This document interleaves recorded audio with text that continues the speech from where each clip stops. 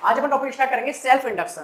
तो देखो इंडक्शन तो बहुत टाइम से हम पढ़ते आ रहे हैं, इलेक्ट्रोमैग्नेटिक इंडक्शन को बहुत टाइम से अपन पिछली वीडियो में डिस्कस कर चुके हैं। अब जैसा कि नाम से समझ में आ रहा है सेल्फ इंडक्शन, तो कुछ सेल्फ से रिलेटेड होगा, यानी अपने आप में कुछ इंडक्शन इंड्यूस्ड होगा। तो इस तरीके की कुछ बात होने वाली है आज की वीडियो में। तो थोड़ा सा मैं आइडिया देता हूँ। जैसे आप लोगों को याद होगा, जैसे हमने डिस्कस किया था, जब आपके पास एक कॉइल थी, ठीक है, इस कॉइल के अंदर आपने क्या किया था, जब आपने इस कॉइल के अंदर करंट पास किया था तो बगल वाली जो कॉइल होती थी उसके अंदर क्या होता था, ईएमएफ इंड्यूस हो जाता था।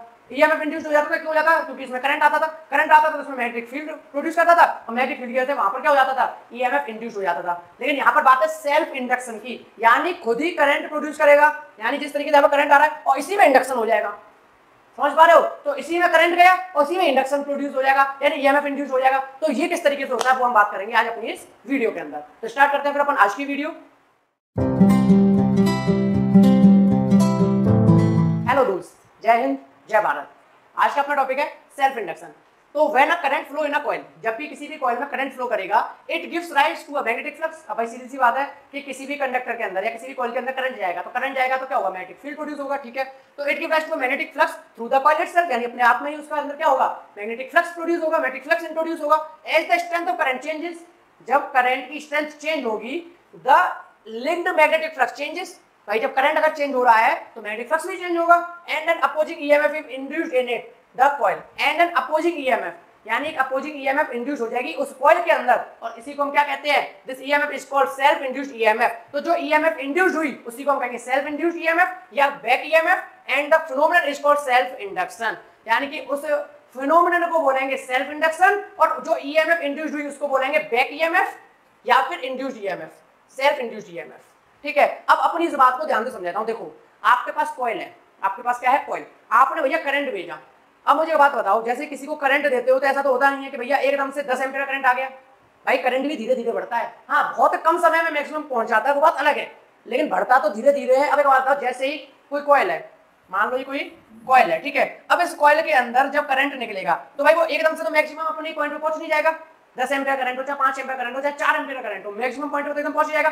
धीरे धीरे बढ़ता है, हालांकि बहुत कम समय में बढ़ जाता है, लेकिन बढ़ता तो धीरे धीरे है। अब एक बात बताओ, अगर करंट धीरे धीरे बढ़ेगा, यानी क्या है, धीरे धीरे बढ़ेगा, तो क्या होगा, मैग्नेटिक फील्ड भी धीरे धीरे बढ़ेगा, और मैग्नेटिक फील्ड का कम या ज्यादा होना मैग्नेटिक फ्लक्स होता था। तो क्या मैं कह सकता हूं कि जब किसी भी कॉइल के अंदर हम करंट देते हैं तो मैग्नेटिक फ्लक्स चेंज होता है, हाँ कि ना भाई, मैग्नेटिक फ्लक्स चेंज होता है ना, क्यों? क्योंकि करंट धीरे धीरे बढ़ रहा है, तो करंट धीरे धीरे बढ़ रहा है तो मैग्नेटिक फील्ड हो जाएगा, क्योंकि बहुत ज्यादा बढ़ जाएगा, क्योंकि मैग्नेटिक फील्ड करंट की वजह से होता है। करंट ज्यादा, मैग्नेटिक फील्ड ज्यादा, करंट कम, मैग्नेटिक फील्ड कम, और मैग्नेटिक फील्ड कम तो मैग्नेटिक फ्लक्स कम।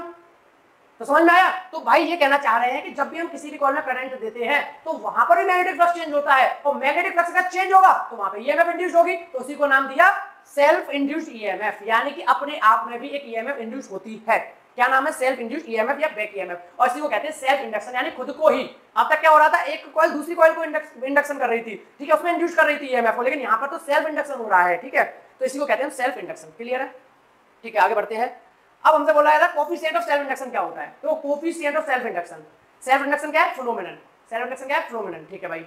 सेल्फ इंड्यूस क्या है, ईएमएफ। अब आगे बोल रहा है कि आप एक बात बताओ, जो मैग्नेटिक फ्लक्स किस पर डिपेंड करेगी, आई पे, यानी जो मैग्नेटिक फ्लक्स किस पर डिपेंड कर रही है, आई पे, यानी करंट ज्यादा मैग्नेटिक फ्लक्स ज्यादा, करंट कम मैग्नेटिक फ्लक्स कम। तो भाई बोला at any instant the magnetic flux phi linked with the coil is proportional to the current I through it, यानी जितना उस कॉइल के अंदर करंट फ्लो कर रहा है मैग्नेटिक फ्लक्स उसका डायरेक्टली प्रोपोर्शनल होता है।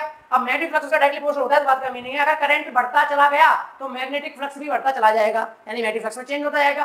करंट को जब स्विच ऑफ करेंगे तब भी मैग्नेटिक फ्लक्स में चेंज होगा। कैसे? करंट बंद किया यानी स्विच ऑफ कर दिया, अब भाई स्विच बंद कर दिया तो एकदम से करंट जीरो तो नहीं हो जाता, हालांकि बहुत कम समय में जीरो हो जाता है, मैं मानता हूं उस बात को, लेकिन भाई होता तो धीरे धीरे ही है। अब जब करंट धीरे धीरे कम हो रहा है, तो करंट जब धीरे धीरे कम हो रहा है तो मैग्नेटिक फ्लक्स चेंज हो रहा है, मैग्नेटिक फ्लक्स का चेंज होता है तो ईएमएफ इंड्यूस्ड होता है। तो वही वाली बात है, magnetic flux is directly proportional to the current, current ज्यादा फ्लक्स ज्यादा, करंट कम फ्लक्स कम, ठीक है भाई। तो अगर डायरेक्टली प्रोपोर्शनल का साइन हटेगा तो एक कांस्टेंट आएगा, भाई ये तो फिजिक्स हम जानते हैं कि जब भी डायरेक्टली प्रोपोर्शनल का साइन हटता है तो क्या आता है, directly proportional sign equal change होता है तो एक कांस्टेंट आता है जिसे हम कहते हैं कांस्टेंट ऑफ प्रोपोर्शनलिटी, जो कि एक जनरल नेम है, लेकिन उस कांस्टेंट ऑफ प्रोपोर्शनलिटी का भी कुछ ना कुछ नाम होता है, कभी रेजिस्टेंस होता था, कभी रेजिस्टिविटी होता था। तो यहाँ पर होगा coefficient of self induction, L आई।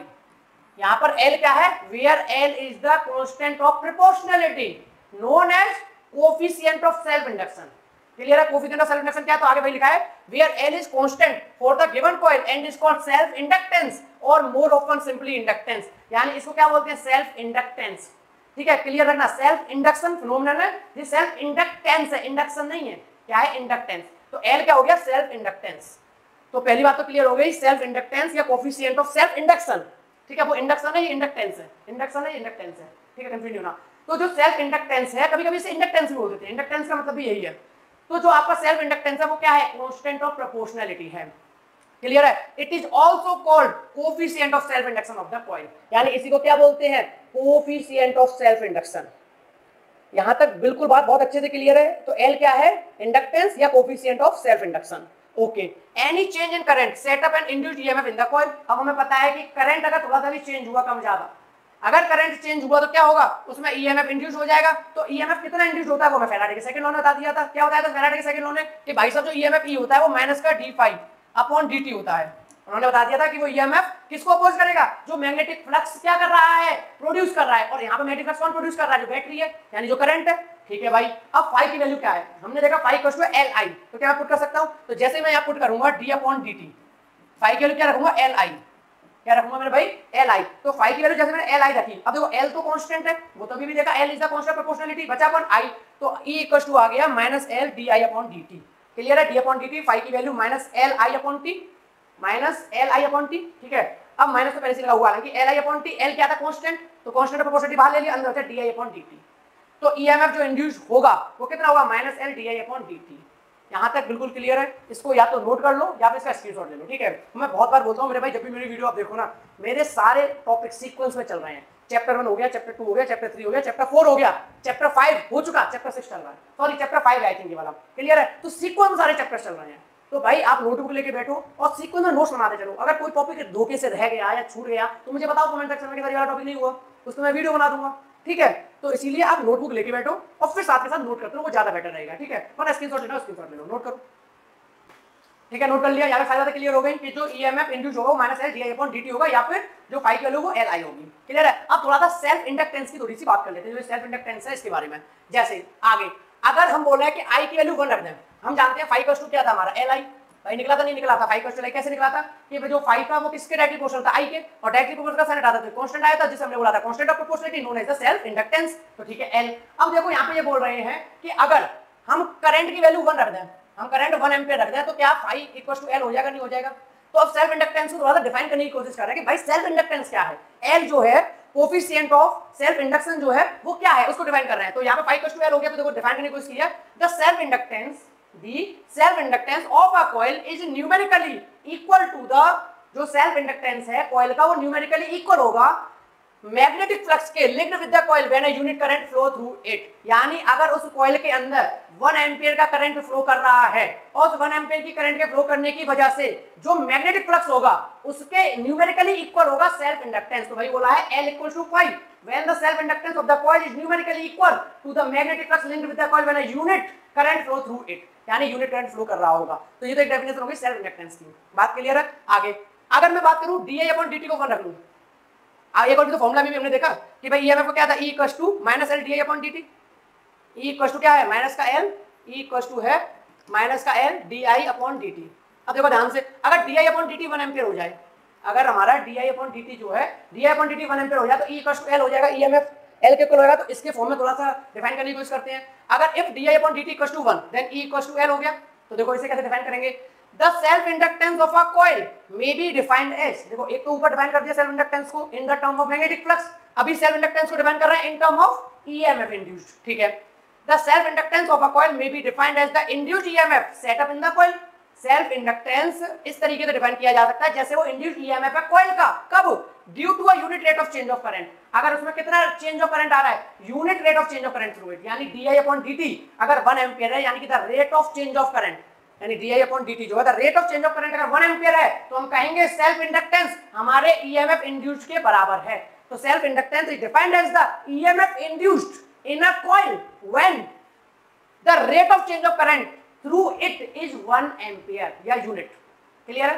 ठीक है, 1 एम्पीयर नहीं यूनिट बोलेंगे। तो d I upon D t क्या हो? यूनिट हो आपका, तो उस केस में क्या होगा आपका? ये एम्पीयर निकला हुआ। ठीक है, एम्पीयर नहीं यूनिट हो। D I upon D T जब आपका यूनिट होगा तो आपका सेल्फ इंडक्टेंस यानी कि एल ईएमएफ के इक्वल होगा। यहाँ तक सारी बात बिल्कुल क्लियर है। आगे ऐसा यूनिट की बात की गई, ऐसा यूनिट ऑफ सेल्फ इंडक्टेंस, ऐसा यूनिट होती है हेनरी। ठीक है, सेल्फ इंडक्टेंस में जब भी बोला जाएगा 2 हेनरी, 3 हेनरी, ठीक है। आगे 1 henry equals to 1 weber per ampere, एक और यूनिट है वेबर पर एम्पियर, WV पर एम्पियर, ठीक है, वेबर पर एम्पियर। तो दोनों इक्विवेलेंट यूनिट है, चाहे हेनरी में बात करो चाहे वेबर पर एम्पियर करो, इसलिए मैंने लिख भी दिया है 1 henry is equal to 1 weber per ampere. बिल्कुल क्लियर है, सेल्फ इंडक्टेंस क्लियर हो गया, कोफिशिएंट ऑफ सेल्फ इंडक्शन और सेल्फ इंडक्टेंस दोनों सेम है, क्लियर है, वो मैंने डिफाइन कर दिया, ठीक है। इसको नोट करना नोट कर लो या फिर स्क्रीनशॉट ले लो, फिर आगे बढ़ते हैं, ठीक है। नोट कर लिया हमने भाई, ठीक है।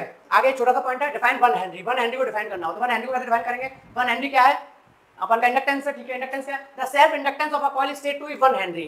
किसी भी कॉइल का जो सेल्फ इंडक्टेंस है वो 1 हेनरी कहा जाएगा कब, if an induced EMF is 1 volt, जो इंड्यूस्ड ईएमएफ है वो 1 वोल्ट हो, is set up in it when the current in it change at the rate of 1 ampere per second. यानी कहना क्या चाहता है, ध्यान से समझना, किसी भी कॉइल के अंदर जो करंट की रेट है वो 1 एम्पीयर पर सेकंड से चेंज होती है, और जो करंट की रेट है उसके चेंज होने की वजह से 1 ईएमएफ इंड्यूस्ड हो जाता है, 1 ईएमएफ इंड्यूस्ड हो जाता है, तो हम कहेंगे उस कॉइल का जो सेल्फ इंडक्टेंस है वो 1 हेनरी है। पॉइंट क्लियर है, पढ़ लो, the self inductance of a coil is said to be 1 henry if an induced EMF of 1 volt is set up in it. अगर उस कॉइल के अंदर 1 वोल्ट की ईएमएफ सेटअप हो जाती है, अब ईएमएफ सेटअप कब होगी, जब मैग्नेटिक फ्लक्स में चेंज होगा, तो 1 volt EMF is setup when the current in it changes. Current कैसे चेंज होता है, eight the rate of 1 ampere per second. अगर 1 एम्पीयर पर सेकंड के करंट के चेंज होने की वजह से कॉइल के अंदर यूनिट ईएमएफ वोल्ट अगर इंड्यूस हो जाती है, तो हम कहेंगे उस कॉइल का सेल्फ इंडक्टेंस 1 हेनरी है। क्लियर है, इसको डेफिनेशन को याद रखना। एक छोटी सी बात और कर लेता हूं मैं, ठीक है, वो इसी टॉपिक से रिलेटेड है, वैसे तो मेरा सेल्फ इंडक्टेंस हो गया, कोई दिक्कत नहीं है। इस वाले डायग्राम की बात कर लेता हूं मैं थोड़ा सा, तो ध्यान से समझना, ये डायग्राम मैं क्यों समझाने की कोशिश कर रहा हूं, तो मैं ये वाला ऐसा डायग्राम में दिया हुआ है, देखो कहना क्या चाहता हूं मैं। हमें पता है, हमने ये तो बोल दिया था सेल्फ इंडक्शन में कि भाई जब भी किसी बैटरी से करंट जाता है तो एकदम से टॉप पे नहीं पहुंच जाता, धीरे धीरे बढ़ता है। अगर करंट धीरे धीरे बढ़ता है तो भाई मैग्नेटिक फील्ड धीरे धीरे बढ़ेगा, मैग्नेटिक फील्ड धीरे धीरे बढ़ेगा, मैग्नेटिक फ्लक्स में चेंज जाएगा, मैग्नेटिक फ्लक्स में चेंज जाएगा तो ईएमएफ इंड्यूस होगा, ईएमएफ इंड्यूस होगा तो वो उसको अपोज करेगा जिसने मैग्नेटिक फ्लक्स में चेंज लाया था, यानी उस बैटरी के करंट को अपोज करेगा, क्योंकि भैया बैटरी का जो करंट है उसी की वजह से क्या हो रहा है, मैग्नेटिक फ्लक्स चेंज हो रहा है, तो मैग्नेटिक फ्लक्स को अपोज करेगा, यानी कि उस करंट को अपोज करेगा। देखो ध्यान से समझना, क्लोजिंग स्विच, अगर मान लो मैं क्लोज कर रहा हूं स्विच को, क्लोजिंग स्विच का मतलब क्या होता है फिजिक्स के अंदर कि कनेक्ट करना, क्लोज करना मतलब ये नहीं कि हटाना, स्विच को क्लोज करने का मतलब है कि जब इसको कनेक्ट करेंगे, तो जब कनेक्ट करेंगे तो क्या होगा भाई, करंट जाएगा, बैटरी से करंट निकला, तो देखो बैटरी करंट, ठीक है, ध्यान से समझना, जब स्विच को क्लोज किया तो बैटरी से करंट निकला, और बैटरी से करंट निकला आई, कितना निकला आई। अब इस कॉइल के अंदर क्या होगा भाई, इस कॉइल के अंदर करंट जाने की वजह से मैग्नेटिक फ्लक्स में चेंज आया, मैग्नेटिक फ्लक्स में चेंज आने की वजह से ईएमएफ इंड्यूस हुआ, और ईएमएफ इंड्यूस क्या करता है, उसको अपोज करता है जिसकी वजह से मैग्नेटिक फ्लक्स हो रहा है चेंज। तो अगर इस करंट की वजह से मैग्नेटिक फ्लक्स में चेंज हो रहा है तो इसका जो ईएमएफ है वो किसको अपोज करेगा, इस करंट को, यानी यहां पर इंड्यूस करंट का डायरेक्शन ये हो जाएगा। क्लियर है, तो इसीलिए मैं समझना चाह रहा हूं डायग्राम को, इंड्यूस करंट का डायरेक्शन ये, और आपका जो बैटरी का करंट का डायरेक्शन है वो ये, बैटरी का करंट आ रहा है यू और आपका इंड्यूस करंट है यू, ठीक है, तो इंड्यूस करंट ये है और बैटरी करंट ये है, बैटरी करंट इस तरफ है, इंड्यूस करंट इस तरफ, आप देख पा रहे हो डायग्राम में। क्लियर है, तो ये था जब आप स्विच को क्लोज कर रहे हो।